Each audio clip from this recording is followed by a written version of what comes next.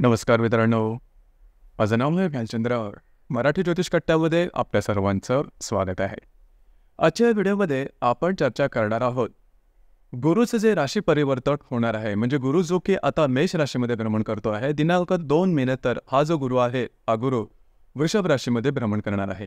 तर त्याचा जो प्रभाव, त्याचे जे परिणाम आहेत, हे मीन लग्नाकरता कशा प्रकारचे असतील. तुमच्या जीवनाचं असं कोणतं क्षेत्र आहे की जे सर्वात जास्त प्रभावित होणार आहे, कोणते निर्णय तुम्हाला घ्यायचे आहेत, कोणते निर्णय तुम्हाला टाळायचे, त्या सर्व संदर्भातली खुलासेवर चर्चा आपण या व्हिडिओमध्ये करणार आहोत. सगळ्यात पहिल्यांदा जसं की तुम्ही इथे पाहत आहात की ही जी कुंडली आहे, ही कुंडली मीन लग्नाची आहे.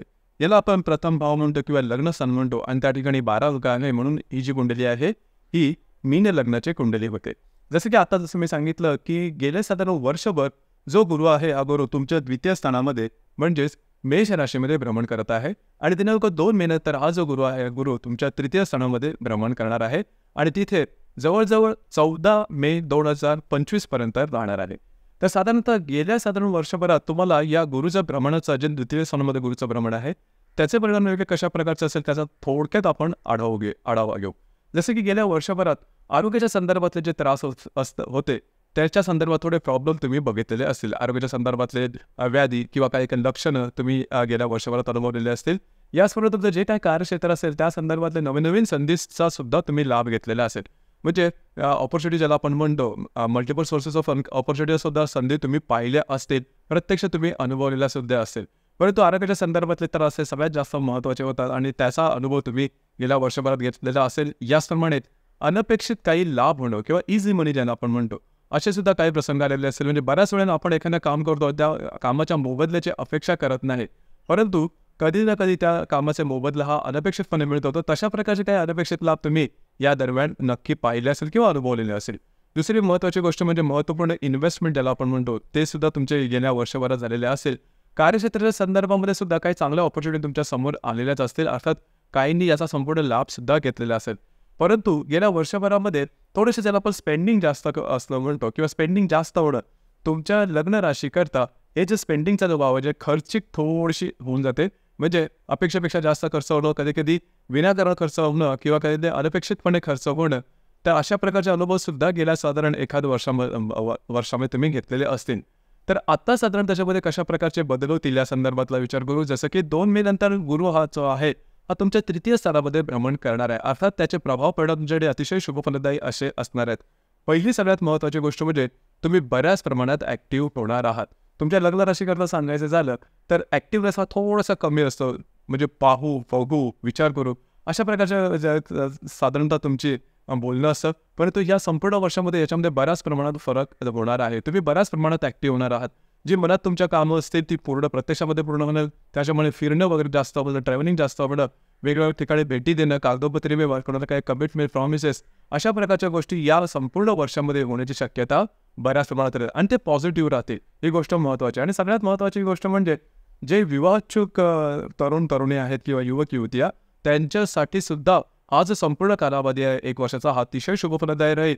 म्हणजे विवाह ठरणं, विवाह प्रत्यक्ष होणं किंवा एंगेजमेंट होणं, अशा प्रकारचे अनुभव येतील किंवा तुमच्या अपेक्षेप्रमाणे तुम्हाला स्थळ येणं, अशा प्रकारचे अनुभव सुद्धा या दरम्यान निश्चित येतील. तर एकंदरीत सांगायचं झालं तर हे जे गुरुचं भ्रमण आहे खूपच चांगलं राहील. तुमच्या मित्रपरिवाराकडून तुम्हाला चांगल्या प्रकारचे सल्ले मिळतील. याचप्रमाणे केलेल्या कामाचे चांगले लाभ सुद्धा मिळतील. गेल्या एखाद्या वर्षामध्ये जर का तुम्ही नवीन काही सुरुवात केलेली असेल तर त्या संदर्भातले सुद्धा अपेक्षेप्रमाणे चांगले लाभ मिळेल, अशा प्रकारचे अनुभव तुम्हाला या वर्षामध्ये निश्चित मिळतील.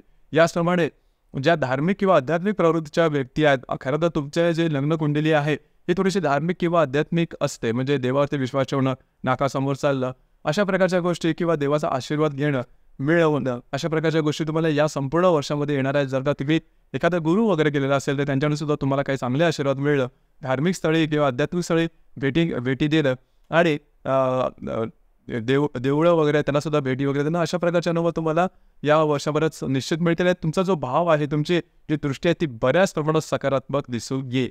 एकंदरीत सांगायचं झालं तर जे गुरुचं भ्रमण तुमच्या तृतीय स्थानामध्ये आहे ते शुभफलदायी असणार आहे. ते एकच गोष्ट तुम्हाला सांगायची वाटते, थोडंसं जे खर्चाचं प्रमाण आहे त्याच्यावर थोडंसं नियंत्रण ठेवणं गरजेचं आहे. चुकूनही कर्ज घेऊ नका. जर का तुम्ही कर्ज घेतलं, कर्ज तुम्हाला मिळू शकेल, परंतु कर्जाची परतफेड कशी करायची हा थोडासा प्रश्न होईल तयार. कारण तुमच्या राशीमध्ये किंवा तुमच्या लग्न राशीमध्ये राहूचं भ्रमण चाललेलं आहे आणि त्यान्वये राहूचं भ्रमण ज्यावेळेस होतं त्यावेळेस थोडंसं आपल्या विचारांमध्ये थोडासा बदल होतो. बऱ्याच वेळा असा सुद्धा अनुभव होतो की आपण घेतलेले विचार चुकीचे ठरणं किंवा थोडंसं मिसगाईड होणं, फसलं जाणं, फसवलं जाणं अशा प्रकारचे सुद्धा अनुभव येतात. तर या दरम्यान थोडीशी काळजी घ्या. कुठल्याही गोष्टीवरती जर का तुम्हाला निर्णय घ्यायचा असेल, तो निर्णय अगदी इनडेप्थ विचार करून त्यानंतरच घ्या. म्हणजे या संपूर्ण वर्षामध्ये 2 गोष्टी तुम्हाला करणं सगळ्यात महत्त्वाचं आहे. एक गोष्ट म्हणजे विनाकारण किंवा अनासायास तुम्ही अजिबात लोन वगैरे घेऊ नका किंवा तशी परिस्थिती निर्माण होऊ देऊ नका.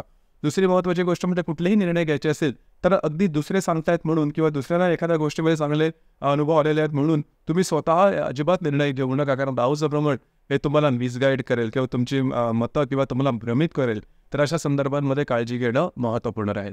या गोष्टी थोड्याशा महत्त्वाच्या आहेत. याचप्रमाणे जर का तुमचं मीन लग्न असेल आणि जर का तुमची जी रास आहे ही वृषभ, कन्या, मकर असेल, म्हणजे जो चंद्र आहे हा चंद्र साधारणतः तृतीय, सप्तम आणि लाभ स्थानात असेल तर तुमच्याकरता हे संपूर्ण वर्ष जे आहे ते अतिशय उत्तम अशा प्रकारचं आहे. तुमचा कॉन्फिडन्स, एनर्जी लेवल खूप चांगल्या प्रकारचं, तुमच्या मनातले ज्या काही इच्छा अपेक्षा आहेत त्याची पूर्ती होऊ शकेल. म्हणजे बऱ्याच जणांना नोकरीच्या संदर्भात काही इच्छा आकांक्षा असतात, काही जणांना विवाहाच्या संदर्भात, काही जणांना त्यांची सोशल इमेज, म्हणजे जे काही तुमच्या जीवनामध्ये त्रास आहेत ते बऱ्याच प्रमाणात कमी होतील, पूर्णपणे निघून जातील, तुमच्या अपेक्षेप्रमाणे गोष्टी होतील.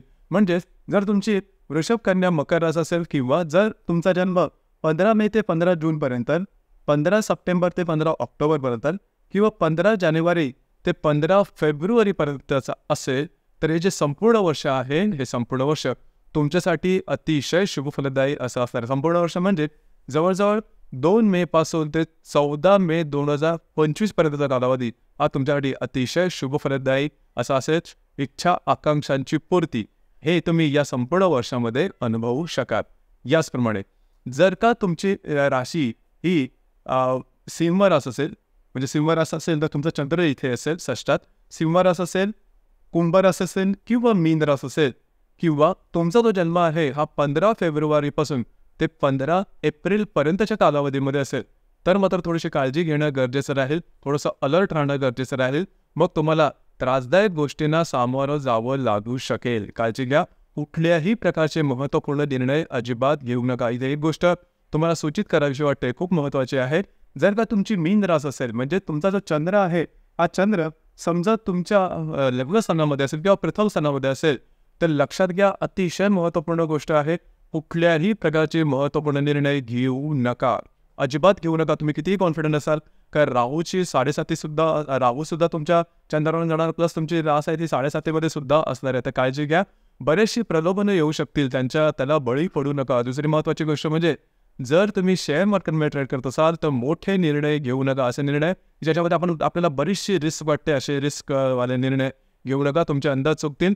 गर्भवती महिलांनी सुद्धा या दरम्यान काळजी घेणं महत्त्वाचं ठरेल. त्याचप्रमाणे ज्या व्यक्ती रिलेशनशिपमध्ये आहे त्या रिलेशनशिपबद्दलचे सुद्धा कॉम्प्लिकेशन्स या दरम्यान मोठ्या प्रमाणात येतील. तुमचे मूड स्विंग जास्त होतील आणि मुळातच बघितलं तर तुमचं जे लग्न रास आहे ही भावुक आहे, भावनिक आहे. छोट्या मोठ्या गोष्टींनी तुमचे मूड स्विंग लवकर होतात आणि त्यातच समजा तुमच्या प्रथम भावामध्ये चंद्र असेल तर गोष्टी आणखीनच कॉम्प्लिकेटेड होऊ शकतील. या संदर्भात काळजी घेणं महत्त्वपूर्ण राहील.